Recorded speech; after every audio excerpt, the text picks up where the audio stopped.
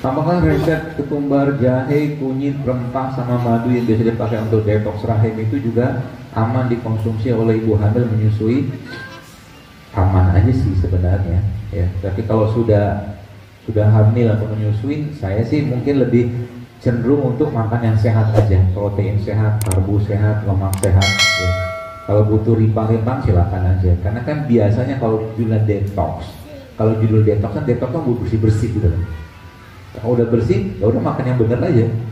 Karena makanan itu juga mendetoks gitu lah, ya nggak masalah. Gitu. Banyak banget nih pertanyaan. Obat kaki pegel, dipijet.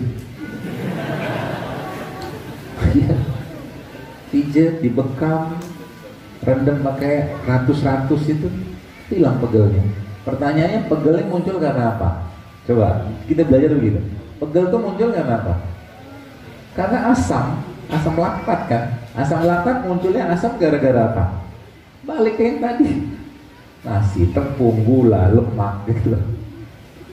Anda kan jarang akan merasa. Anda sebetulnya, kalau Anda benar-benar ngikutin apa yang saya sampaikan tadi, insya Allah jarang pegel-pegel badannya. Capek sih iyalah, tapi pegel enggak lah. Karena badan kita tak banyak asam. Apalagi kita happy aja terus gitu kan, bahagia gitu kan. Oke lah, ada sedikit tapi ya nggak banyak bete-betenya. Ya, kalau lagi bete tadi makan apa? Pisang. Ya, atau mungkin makan buah secara umum. Saya kemarin mencoba makan sehat, badan saya merasa lebih fit, enak, sehat, kan? Tapi badan saya lebih kurus. Kalau sudah kurus jangan diterusin. Ya, maksudnya gimana? Sebenarnya yang saya ajarkan atau saya share ini sebenarnya bukan untuk nurunin berat badan. Kalau berat badan sudah turun, ya jangan lagi diterusin. Protein ini dibanyakin, gitu loh. Nah, ini memang butuh ilmu lagi ya. Harus tanya ke ahlinya.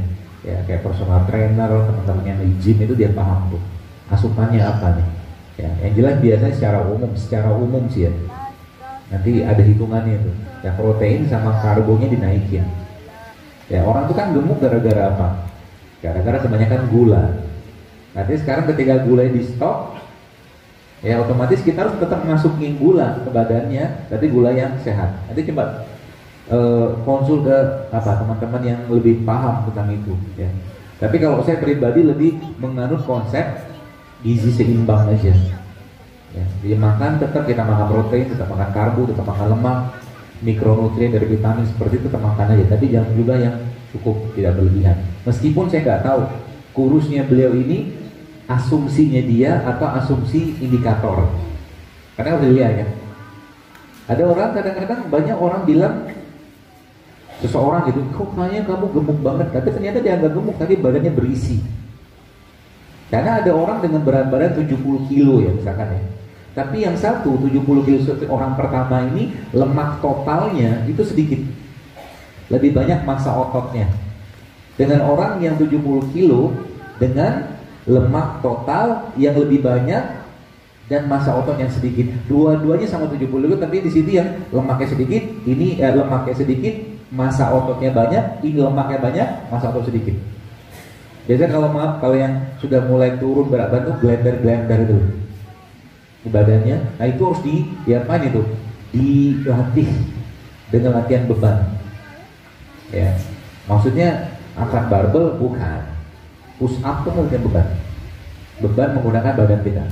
Push up, squat, plank itu kan badan beban. Ya, ya seperti itu.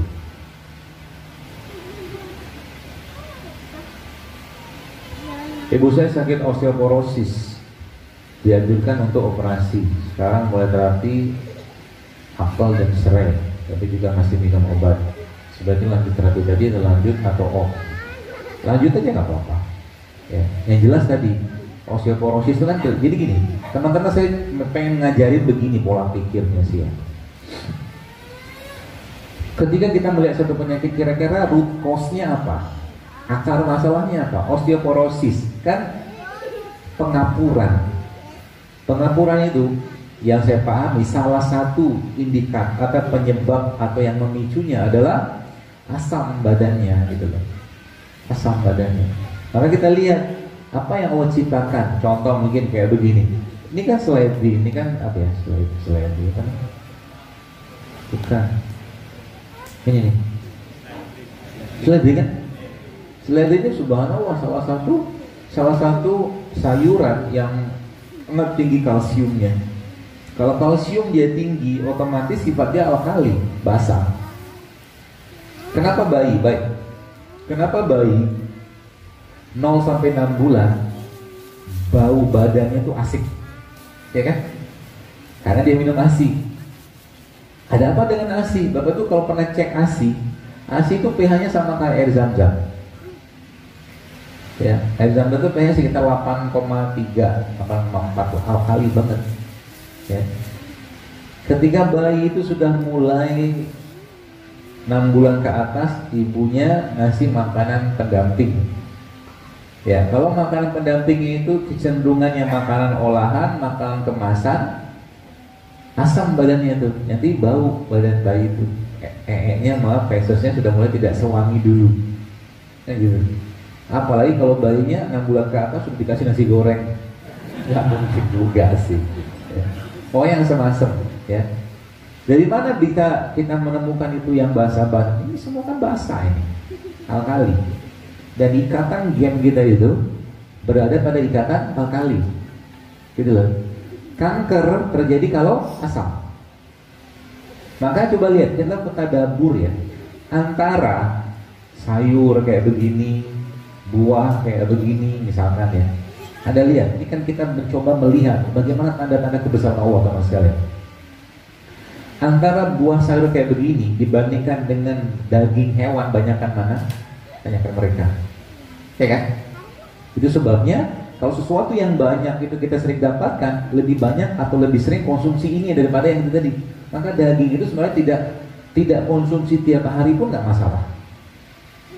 Yang kita konsumsi banyak tiap hari mereka ini.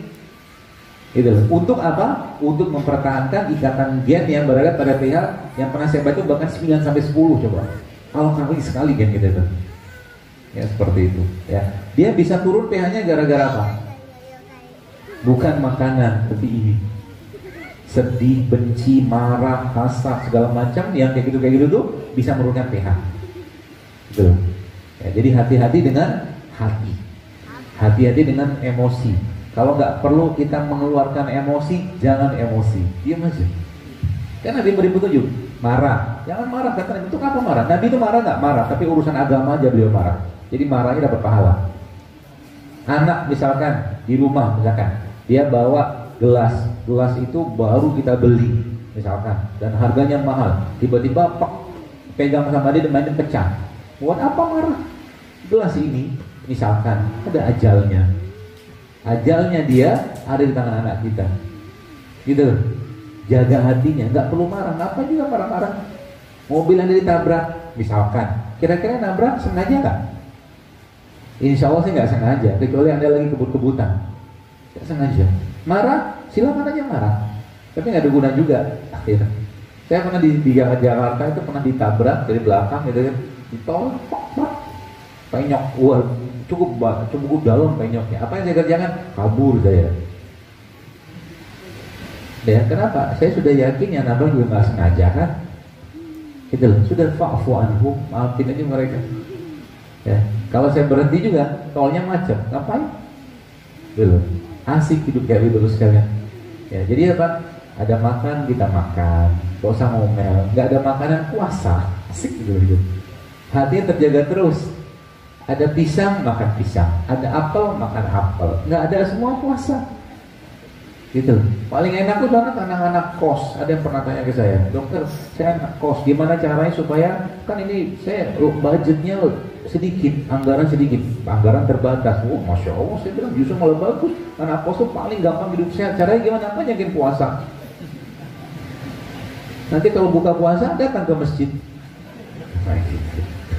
Ya, Islam tuh sangat low budget dalam hal kesehatan. Wakulu, wasrobu, wal tusrifu. Makan, minum, tapi jangan berlebihan kata Allah. Cukupnya aja. Gak perlu makan, jangan makan. Hari ini kan hari apa? Ahad. Kondangan kan? Nah coba ada nanti latihan. Kan di kondangan tuh semua jenis makanan ada kan? Coba latihan, jangan makan berlebihan. Datang ke sana, minum air putih, makan buah sedikit, makan sayur, sedikit, selesai pulang. Kalau Anda bisa mengontrol rasa lapar, Anda bisa mengontrol yang lain. Itu Pak Bu. Itu sebabnya kalau laki-laki itu ya, salah satu kenikmatan laki-laki itu apa? Kencing. Kasih kan, bukan dua laki-laki, perempuan gitu kan, pertama laki-laki ya, salah satunya. Maka tekniknya untuk memuatkan otot panggul sama pinggang bagi laki-laki agar tidak langsung keluar saat berhubungan intim suami istri itu adalah menahan kencing. Itu dikenal sebagai kegel tuh. Waktu maaf dia mau lagi pipis gitu kan, keluar urinnya, tahan. Semakin sering dia tahan, semakin kuat panggulnya. Nanti waktu maaf berhubungan sama istri, dia bisa tahan, bisa ngontrol. Gitu loh. Masih. Dan Bapak Ibu perlu ketahui ya, banyak masalah rumah tangga, bahkan perceraian itu terjadi salah satu yang utamanya karena ketidakpuasan istri terhadap suami. Sekian tahun nikah, tapi suami istri tidak pernah merasakan orgasme. Gitu loh. Sayang. Gara-gara apa? Gara-gara suami nggak sehat. Ya kalau suami istrinya soleh, alhamdulillah dia bertahan. Tapi kalau yang nggak soleh, kadang-kadang ya kita cerai deh. Kenapa? Gak ada nikmatnya saya hidup sama kamu, yang gitu ya.